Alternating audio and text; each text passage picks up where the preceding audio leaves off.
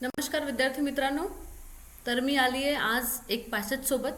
जसं की आपण सुरू केलंय बघा, पॅसेज रीडिंग आपण करतोय. म्हणजे पॅसेजचा एक्सप्लेनेशन आपल्याला घ्यायचं असते. ठीक आहे. तर तुम्ही हा जो पॅसेज आज टेलिग्रामवर पाठवलेला आहे याला वाचून घेतलं असेल आतापर्यंत तरी. आणि हा जो पॅसेज आहे ह्या पॅसेजला मी कशा प्रकारे एक्सप्लेन करते त्या प्रकारे याला कॉपी करून आपल्या कॉपीमध्ये लिहून घ्यायचा. ठीक आहे. बघा, काम assessment on the extent of deemed forest.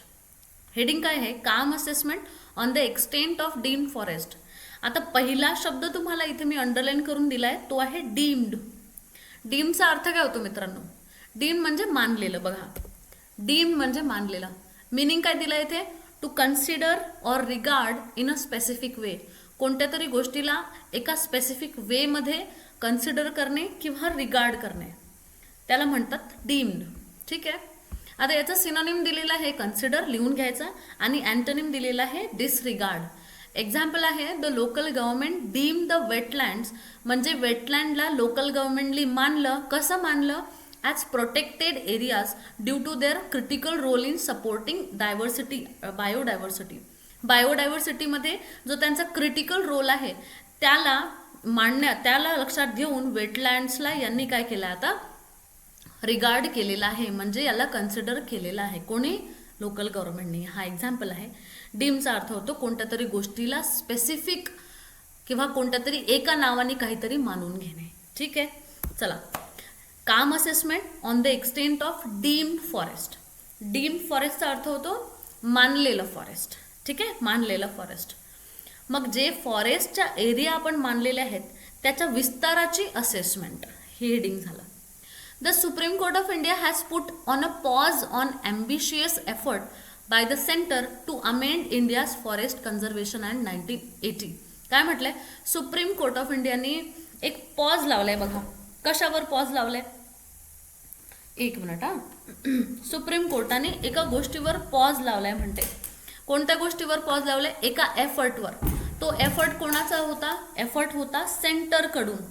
Effort कोणता होता? सेंटरकडून. कशाचा? इंडियाचा जो फॉरेस्ट कन्झर्वेशन ऍक्ट आहे 1980 त्याला अमेंड करणे. अमेंड करणे म्हणजे काय होते? बघा, अमेंड करणे म्हणजे कोणत्या तरी गोष्टीला चेंज करणे किंवा त्याच्यात काहीतरी बदल घडून आणणे. अमेंड या शब्दाचा अर्थ आपल्याला कळलाय. याचा सिनोनिम आहे रिवाइज आणि याचा अँटोनिम आहे वर्सन, म्हणजे काहीतरी खराब करणे. आली गोष्ट लक्षात? बघा, अमेंडचा अर्थ काय होतो? काहीतरी चेंज करणे. पण चेंज आपण कशासाठी करतो? कोणती तरी गोष्ट बेटर होण्यासाठी, त्याला म्हणतात अमेंड. मग याचा सिनोनिम काय झाला? रिवाइज. आणि अँटोनिम काय झाला? खराब करणे. ठीक आहे.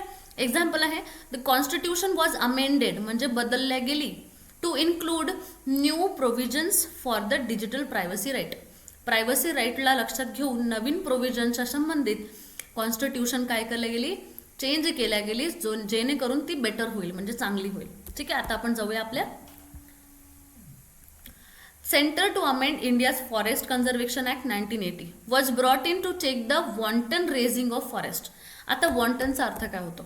वॉन्टन म्हणजे रेकलेस किंवा deliberate action.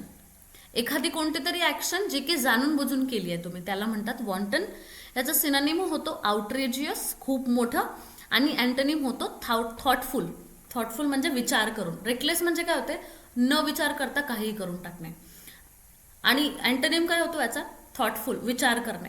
Example, his wanton एच.आय's वॉल्टल spending quickly depleted her savings. म्हणजे एच.आयचं वॉन्टन स्पेंडिंग होतं. वॉन्टन स्पेंडिंग म्हणजे जसं मनात आलं तसं खर्च करणे. त्यांनी काय झालंय? त्याचे जे सेव्हिंग्स आहेत त्याचे सेव्हिंग्स डिप्लेट केलेच. डिप्लेट म्हणजे कमी केले. हिज आहे हा, हिज. ठीक आहे. चला, वॉन्टन रेजिंग. रेजिंग म्हणजे काहीतरी उद्ध्वस्त करणे.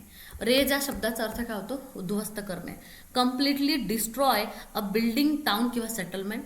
सिनोनिम आहे डॅमोलिश, अँटोनिम आहे बिल्ड. आणि एक्झाम्पल आहे the old building was raze to make way for a new road. ठीक आहे. नवीन रोड बनवण्यासाठी ओल्ड बिल्डिंग काय केली गेली? रेज केल्या गेली, म्हणजे उद्ध्वस्त केल्या गेली. Okay. Raising of forest for non forestry use, म्हणजे जे नॉन फॉरेस्ट्री युजेससाठी जे फॉरेस्टला हे लोक उद्ध्वस्त करत आहेत त्याच्यावर चेक ठेवण्यासाठी हा रेग्युलेटरी ॲक्ट आहे. आता त्याला अमेंड केल्यात म्हणतात, according to the centre and estimated 4 million hectares of forest land had been diverted to 1951 to 75. म्हणजे 1951 ते 75 पर्यंत 4 मिलियन हेक्टर फॉरेस्ट लँड जे आहेत ते डायव्हर्ट केल्या गेलं. डायव्हर्ट म्हणजे त्याला बदलून दुसरं कोणत्या तरी गोष्टीत त्याला चेंज केला. डायव्हर्ट करणे म्हणजे त्याचं फॉर्म बदलणे. अंडर प्रोव्हिजन ऑफ द ॲक्टच्या प्रोव्हिजनमध्ये forest could no longer be diverted without adhering to regulatory mechanism by the centre. म्हणजे सेंटरला जर कोणताही डायव्हर्जन सपोर्ट करत नाही आहे. ॲधरचा अर्थ काय होतो? अधेरचा अर्थ काय होतो बघा, believe in or follow the practices of something. कोणती तरी गोष्ट जी की कोणत्या तरी गोष्टीला फॉलो करेल त्याला म्हणतात अधेर. फॉलोअर त्याला म्हणतात आपण अधेर. याचं सिनोनिम होतो ओबे करणे म्हणजे आज्ञाचं पालन करणे. अँटोनिम होतो डिसओबे म्हणजे आज्ञाचं पालन न करणे. एक्झाम्पल आहे everyone must adhere to traffic rules म्हणजे सगळ्यांनी कशाचं पालन केलं पाहिजे? ट्रॅफिक रूलचं पालन केलं पाहिजे. कोणत्या तरी गोष्टीला फॉलो करणे त्याला म्हणतात ॲधर, है ना.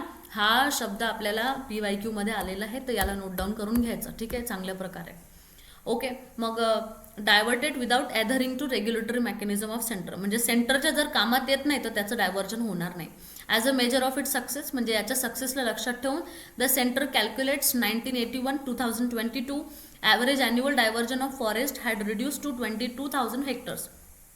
म्हणजे ते आता किती झाले आहेत? फक्त 22,000 hectares.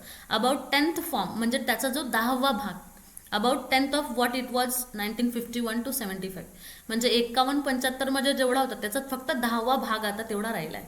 However the provision of this piece of legislation largely applied to forest tracts recognise as such by India forest act. म्हणजे जे प्रोव्हिजन आहेत, provision of this piece of legislation हे कशाला अप्लाइड होतात? ते एक फॉरेस्ट ट्रॅक्ट्सला जे की इंडियाच्या फॉरेस्ट ॲक्टमध्ये रिकॉग्नाइज केले आहेत म्हणजे त्याच्यात मानलेले आहेत. रिकॉग्नाइज करणे म्हणजे काय होतं रे? कशात तरी कशाची ओळख दाखवणे ना, त्याला म्हणतो आपण रिकॉग्नाइज करणे. ट्रॅक्टचा अर्थ काय होतो? हा ट्रॅक्ट म्हणजे जमिनीचा एक असा एरिया जो की खूप मोठा आहे त्याला म्हणतात ट्रॅक्ट. सिनोनिम आहे एक्सपान्स, अँटोनिम आहे प्लॉट. एक्झाम्पल आहे they inherited a large tract of farmland from their grandparents म्हणजे त्यांनी त्यांच्या ग्रँडपॅरेंट्सकडनं खूप मोठा फार्मलँडचा तुकडा त्यांना वारसात भेटलेला आहे, इनहेरिटेड. ठीक आहे.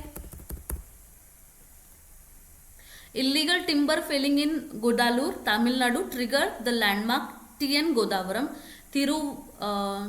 थिरुमुलपत judgment that saw the court take an expanded view on forest tract worthy of protection. म्हणजे त्यांनी म्हटलंय की फॉरेस्ट ट्रॅकला आता प्रोटेक्शन करावं लागेल. It is also said that forest had to be protected irrespective of how they are classified and who own them.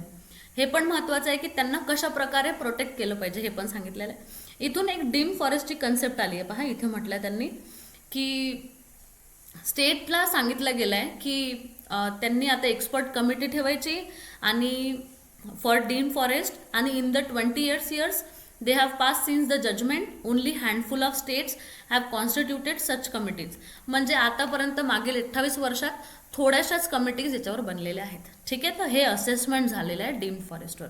I hope तुम्हाला हे सगळे एक्झाम्पल्स कळलेले आहेत. याचे अँटोनिम सिनोनिम लक्षात ठेवायचे आणि त्यांना व्यवस्थित एक्झाम्पलच्या युसेजमध्ये कन्वर्ट करा. ठीक आहे, तर ह्या एक्झाम्पलचं एक्सप्लेनेशन झालेलं आहे. आता पुढचं एक्सप्लेनेशन आपण नेक्स्ट व्हिडिओमध्ये पाहूया. चला, थँक्यू व्हेरी मच आणि टेक केअर.